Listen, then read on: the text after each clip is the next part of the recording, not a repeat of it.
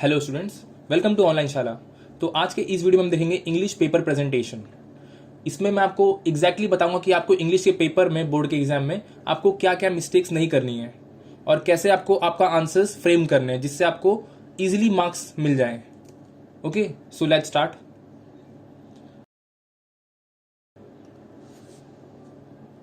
तो ये जो फर्स्ट पेज है, यहाँ पे आप देख सकते हो कि ये यहाँ पर आपको हमेशा यहाँ पे क्वेश्चन नंबर लिखना होता है। इस बॉक्स में आपका जो मेन क्वेश्चन नंबर है वो आपको यहाँ पे इस बॉक्स में लिखना होता है। ओके, और ये जो बॉक्स होता है यहाँ पे आपको सेक्शन लिखना होता है।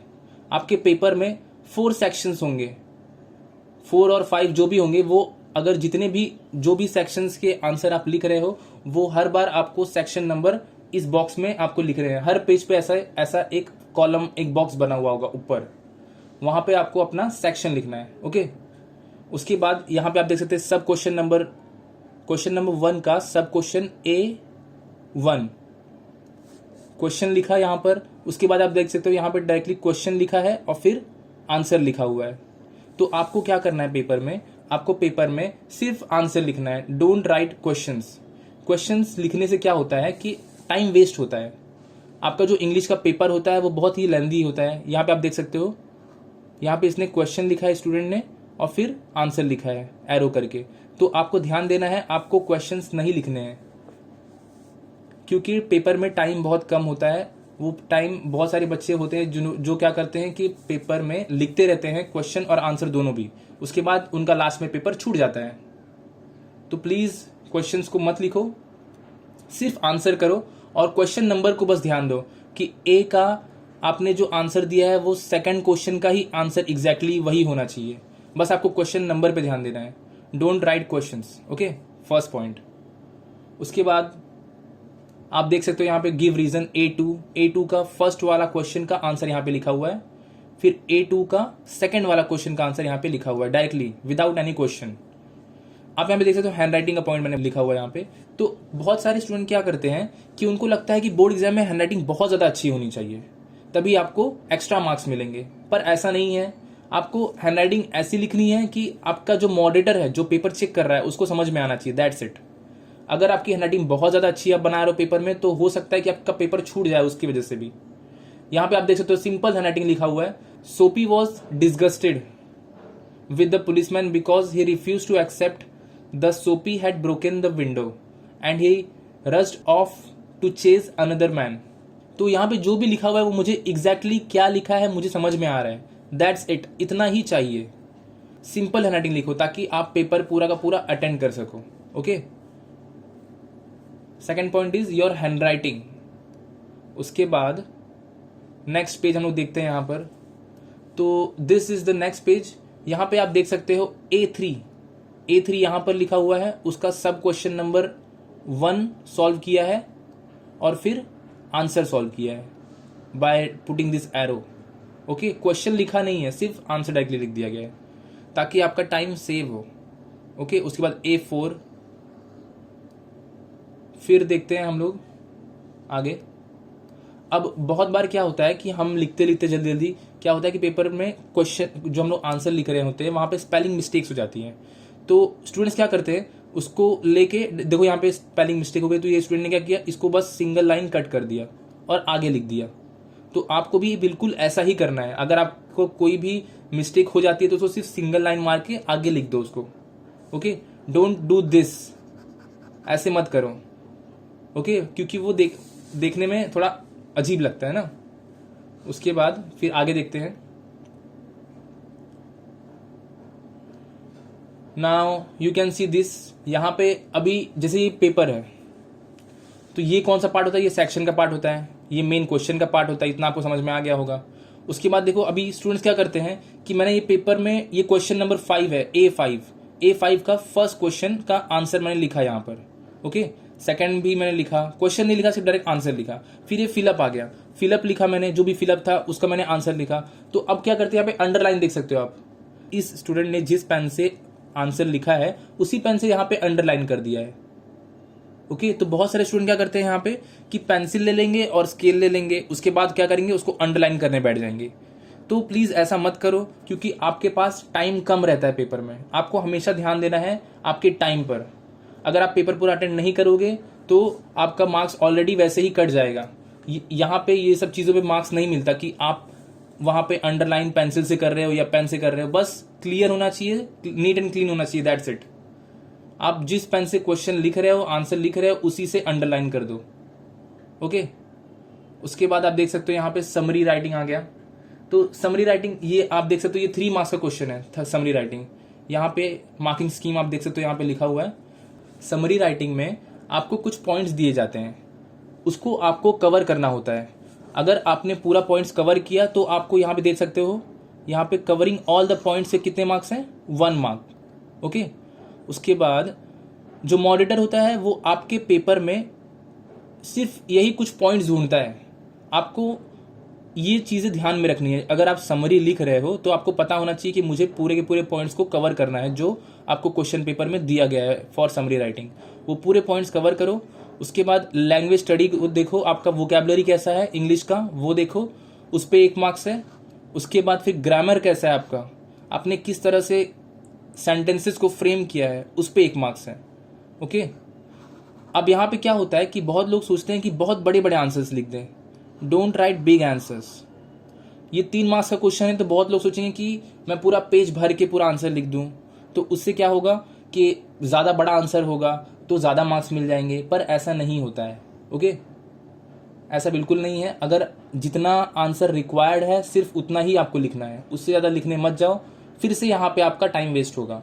और ये 3 मार्क्स के क्वेश्चन के चक्कर में आपके बड़े जो ज़्यादा मार्क्स के क्वेश्चन हैं लास्ट में राइटिंग स्किल के, वो छूट जाएंगे।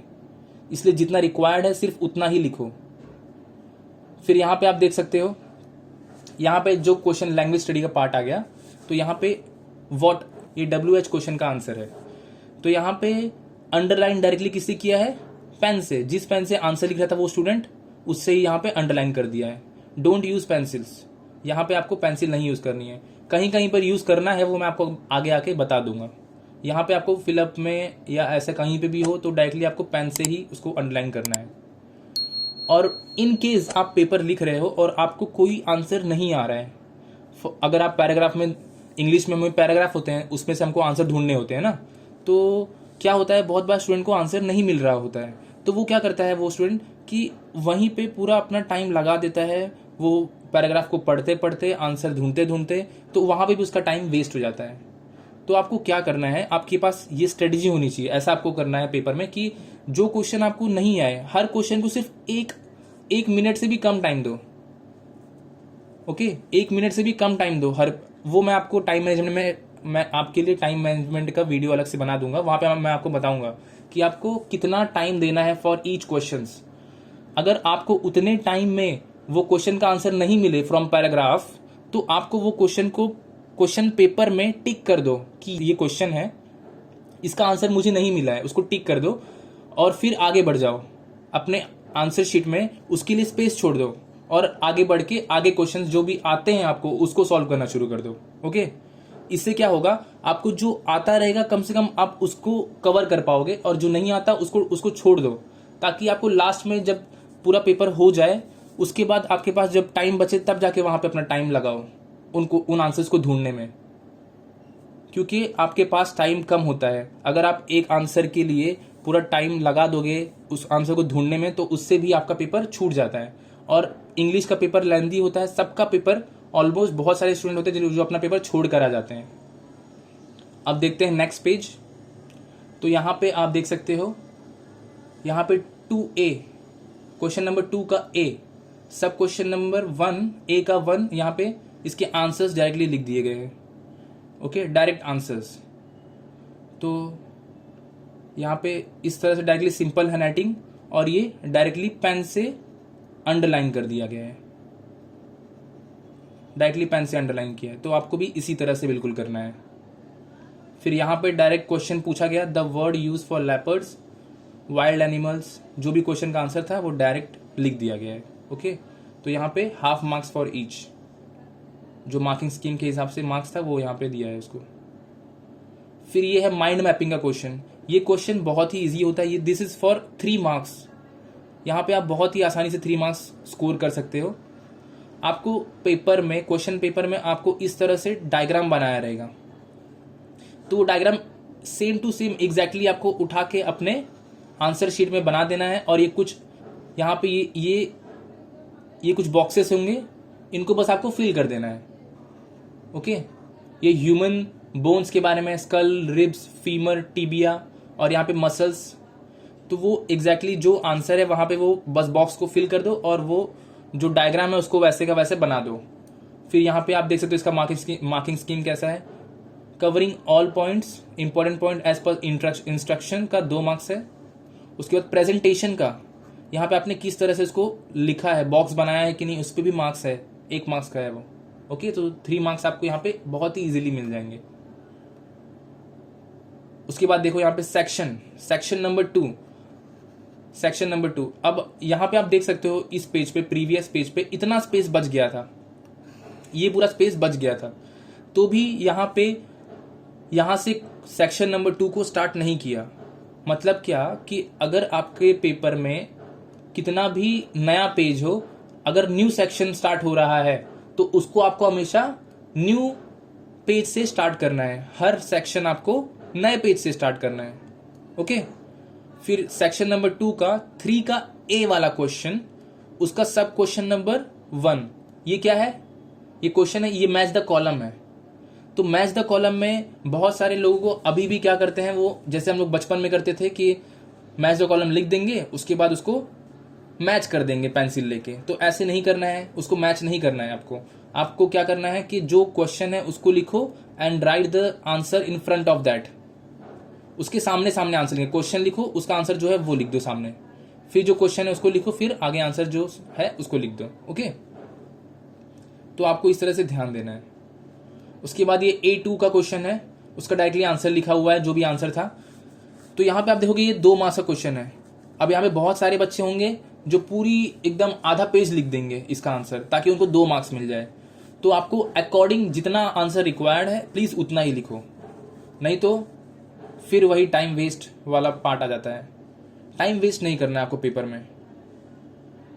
फिर ये आता है क्वेश्चन नंबर 3 का ए, यहाँ पे है राइम स्कीम पूछा गया है। तो यहाँ पे लिखा गया राइम स्कीम AABB।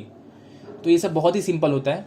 ये देखो क्वेश्चन नंबर 2 का है सिमिली लिखा गया है, उसके बाद इसका एक्सप्लेनेशन दिया गया है। तो ये क्वेश्चन कितने मार्क्स का है, 1 मार्क्स का है। तो यहाँ पे क्या पॉइंट लिखा गया है, रीड द क्वेश्चन केयरफुली।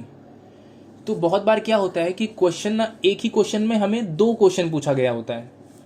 ये जैसे आप ये देख सकते हो, सिमिली है और उसके आगे, मतलब कि इसका जो क्वेश्चन था ना फिगर ऑफ स्पीच का, इसमें एक ही क्वेश्चन में 2 क्वेश्चन पूछा गया था कि कौन सा फिगर ऑफ स्पीच है वो बताओ, और कहां पर किस बेस पे वो फिगर ऑफ स्पीच है वो बताओ। तो इसलिए यहाँ पे फिगर ऑफ स्पीच सिमिली था वो लिखा गया, और फिर उसका एक्सप्लेनेशन यहाँ पे लिखा गया है। ओके, तो आपको इस पे भी ध्यान देना है कि क्वेश्चन आपको ध्यान से पढ़ना है। बहुत बार होगा कि आप आधा आंसर लिख दोगे, आधा बाकी रह जाएगा, तो उसका मार्क्स आपका कट जाएगा, तो उससे उनका मार्क्स कट जाएगा। उसके बाद देख सकते हैं 3B ये क्या है, read the extract and right the appreciation. ये एप्रिसिएशन राइटिंग है। यहाँ पे क्या करते हैं कि आपको क्वेश्चन पेपर में मिलेगा एक एक्सट्रैक्ट, उसको पढ़ना है पूरा। एक्सट्रैक्ट को पढ़ने के बाद आपको अपने मन से वहां पे थोड़ा बहुत अपने आप से, अपनी क्रिएटिविटी से वहां पे कुछ पॉइंट्स ऐड करने हैं। तो यहाँ पे इसकी मार्किंग स्कीम कैसी होती है वो मैं आपको यहाँ पे बताना चाहूंगा। मार्किंग स्कीम देख सकते हो आप एप्रिसिएशन राइटिंग का। ये देख सकते हो appropriateness of theme and language features, उसका 2 मार्क्स है। 2 marks for appropriateness of theme and language features. उसके बाद एक्सप्लेनेशन एंड प्रेजेंटेशन, आपने कैसे एक्सप्लेन किया है और आपका प्रेजेंटेशन कैसा है, यहाँ पे आपको प्रेजेंटेशन में मार्क्स मिल रहा है। तो जहां पे प्रेजेंटेशन में मार्क्स है प्लीज वहीं पे अच्छे से प्रेजेंट करो उस आंसर को, और जहां पे मार्क्स नहीं है please don't waste your time there. Okay, उसके बाद यहाँ पे 1 मार्क्स मिला है फॉर प्रेजेंटेशन। उसके बाद पर्सनल ओपिनियन आप देख सकते हो, यहाँ पे पर्सनल ओपिनियन, आपने किस तरह से अपना ओपिनियन दिया है यहाँ पे, उस पे आपको 1 मार्क्स मिलेगा। Okay, so this is for 4 marks. उसके बाद आगे देखते हैं, फिर आ गया है section 3, new section new page. Section 3 यहाँ पे क्या है, ड्राफ्टिंग अ वर्चुअल मैसेज। बहुत सारे स्टूडेंट होते हैं जो एक्स्ट्रा लिख देते हैं पेपर में। जैसे आपको ऑप्शन मिलता है कि right any one from this 2 questions, तो स्टूडेंट क्या करते हैं कि कोई कोई एक्स्ट्रा लिख देता है, कोई कोई नहीं लिखता। तो एक्स्ट्रा के कुछ रूल्स होते हैं, रूल्स फॉर एक्स्ट्रा, तो मैं वो आपको बताना चाहूंगा कि क्या होता है रूल्स फॉर एक्स्ट्रा।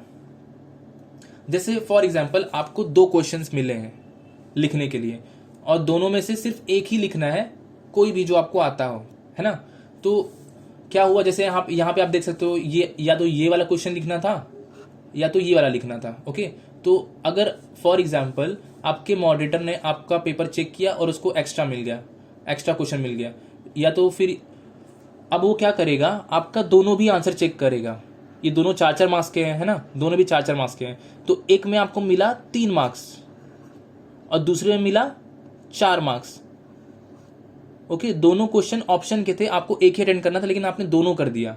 ओके, तो आपको मिला एक में 3 मार्क्स, एक में मिला 4 मार्क्स। अब ये दोनों में से सिर्फ उसको एक ही कंसिडर करना है for your marks. Total marks में आपका एक ही क्वेश्चन कंसिडर होगा। ओके, तो क्या करेगा वो मॉडरेटर, आपका जो क्वेश्चन में आपको ज्यादा मार्क्स मिला है, जो दोनों में से जिसमें आपको ज्यादा मार्क्स मिला है, वो आपका ऐड हो जाएगा for your total marks. Okay, तो आपको ऐसा एक एडवांटेज है, अगर आपके पास टाइम हो, so you can write extra answers. आप एक्स्ट्रा लिख सकते हो जब आपके पास टाइम हो, तभी लिखना। ओके, उसके पहले आपको एक्स्ट्रा अटेम्प्ट नहीं करना है। उसके बाद आगे देखते हैं हम लोग। फिर ये आ गया ईमेल राइटिंग। ईमेल राइटिंग में आप देख सकते हो यहाँ पे बॉक्स बनाया हुआ है इसको प्रेजेंट करने के लिए। तो यहाँ पे इंपॉर्टेंट है प्रेजेंटेशन ईमेल राइटिंग में। इसकी मार्किंग स्कीम देखते हैं हम लोग, किस तरह से यहाँ पे मार्क्स दिए जाते हैं। ये देख सकते हो आप, कंटेंट यूज ऑफ फॉर्मेट। जो ईमेल राइटिंग है उसका प्रॉपर फॉर्मेट अगर आप यूज करेंगे तभी आपको मार्क्स यहाँ पे मिलेंगे। यहाँ पे कंटेंट और यूज ऑफ फॉर्मेट का 3 मार्क्स है, और ओवरऑल प्रेजेंटेशन कैसी है आपकी, उस पर 1 मार्क्स है। तो ये पूरा टोटल क्वेश्चन 4 मार्क्स का है ईमेल राइटिंग का। तो यहाँ पे आपको ध्यान देना है, यहाँ पे आपको पेंसिल से एक आउटलाइन बनानी है, पेंसिल से आउटलाइन बनानी है। यहाँ पे आपको प्रेजेंटेशन पे मार्क्स है। यहाँ पे आप देख सकते हो इस स्टूडेंट ने पेंसिल से आउटलाइन बनाया हुआ है। ओके, फिर उसके बाद 2 का सेक्शन अलग है, सब्जेक्ट का सेक्शन अलग है। आपको पूरे पेपर में किस तरह से कौन सी राइटिंग स्किल का क्या फॉर्मेट है वो आपको एग्जैक्टली पता होना चाहिए। उसके बाद ये एक पैराग्राफ लिखा यहाँ तक। उसके बाद है डेस्टिनेशन कहाँ पे है वो लोग की, कहाँ पे वो लोग जा रहे हैं, फॉर उसका प्लेस लिखा है। फिर टाइम ऑफ डिपरेचर। फिर ये सब कुछ लिखने के बाद लास्ट में इंस्ट्रक्शंस लिखे हुए हैं। तो ये सब चीज़ आपको पता होनी चाहिए कि ईमेल राइटिंग अगर मैं अटेम्प्ट करूंगा तो यहाँ पे किस तरह से उसका फॉर्मेट है, फॉर्मेट के मार्क्स हैं। ओके, तो आपको ये चीज़ें ध्यान में रखनी है। उसके बाद जाके लिखना है पेपर को। आपको हर चीज़ का फॉर्मेट पता होना चाहिए। ये बहुत ही बेस्ट क्वेश्चन है, इंटरव्यू क्वेश्चन। यहाँ पे आपको बहुत ही इजीली मार्क्स स्कोरिंग क्वेश्चन होता है ये। आप यहाँ पे बहुत ही आसानी से, कितने मार्क्स का है, 4 मार्क्स बहुत ही इजीली गेन कर सकते हो। बस आपको यहाँ पे जैसे 8 to 10 क्वेश्चंस लिखने होते हैं। बस यहाँ पे आप देख सकते हो questions to interview a doctor. यहाँ पे डॉक्टर से क्वेश्चंस पूछे गए। ये 9 क्वेश्चंस यहाँ पे लिखे हैं। ये कॉमन क्वेश्चंस होते हैं। मैंने ऑलरेडी इस पे वीडियो बना दिया है, वो वीडियो आपको आई बटन में मिल जाएगा। आप वहाँ पे देख सकते हैं कि कैसे इंटरव्यू क्वेश्चन को अप्रोच करना है। बहुत ही ईजी होता है इसको स्कोर करना है यहाँ पे मार्क्स। तो यहाँ पे आप मार्किंग स्कीम देख सकते हो।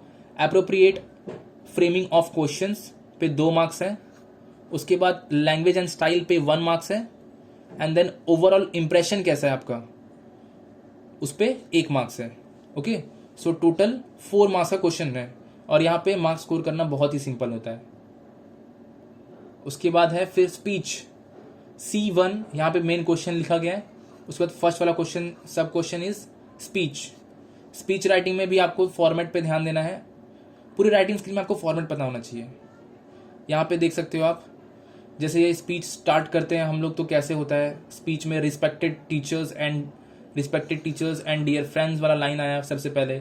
उसके बाद फिर एक पैराग्राफ, यहाँ पे इंट्रोडक्शन का पार्ट आता है। उसके बाद फिर लास्ट में जैसे ये वाला पार्ट है, ये कंक्लूजन वाला पार्ट आता है। फिर यहाँ पे at the end thank you लिखते हैं। ओके, तो ये सब चीज़ें आपको पता होनी चाहिए। इस पे मार्क्स होता है। वो जो मॉडरेटर होगा वो आपके फॉर्मेट्स पे बहुत अच्छे से ध्यान देगा।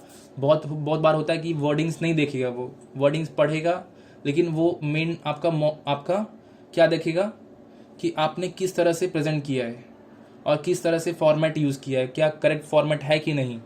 ओके, सीक्वेंस यहाँ पे आप देख सकते हो, marking scheme, sequence, logical sequence of idea 2 marks का, introduction 1 marks and conclusion 1 marks, total 4 marks. Okay, तो ये है marking scheme. And then this appeal writing है ये। तो यहाँ पे क्या करना है, अपील राइटिंग में आपको यहाँ पे फिर से आप देख सकते हो कि यहाँ पे कैसे है marking scheme. Presentation of content का 2 मार्क्स है। प्रेजेंटेशन कैसे कर रहे हो, यहाँ पे भी आपको पेंसिल से एक आउटलाइन बनानी है अपील राइटिंग में। ओके, प्रेजेंट कैसे कर रहे हो आप आंसर को, प्रेजेंटेशन ऑफ कंटेंट। यहाँ पे आप देख सकते हो कि ये वाली लाइन है, फर्स्ट वाली लाइन, इसको पूरा कैपिटल लेटर्स में लिखा है, India can grow when India shows. Okay, उसके बाद देखो कितना अट्रैक्टिव लाइन जो है उस पर भी यहाँ पे देखो कन्वेंसिंग लैंग्वेज, उस पर 1 मार्क्स है। इंस्पायरिंग एंड मोटिवेशनल मैसेज, उस पर 1 मार्क्स है। तो आपको यहाँ पे ये चीज़ें ध्यान देनी है, अपील राइटिंग में क्या क्या रिक्वायर्ड है, ये आप देख सकते हो, ये वाला है इंस्पायरिंग एंड मोटिवेशनल मैसेज, इस पे 1 मार्क्स है, इंस्पायरिंग एंड मोटिवेशनल मैसेज पे।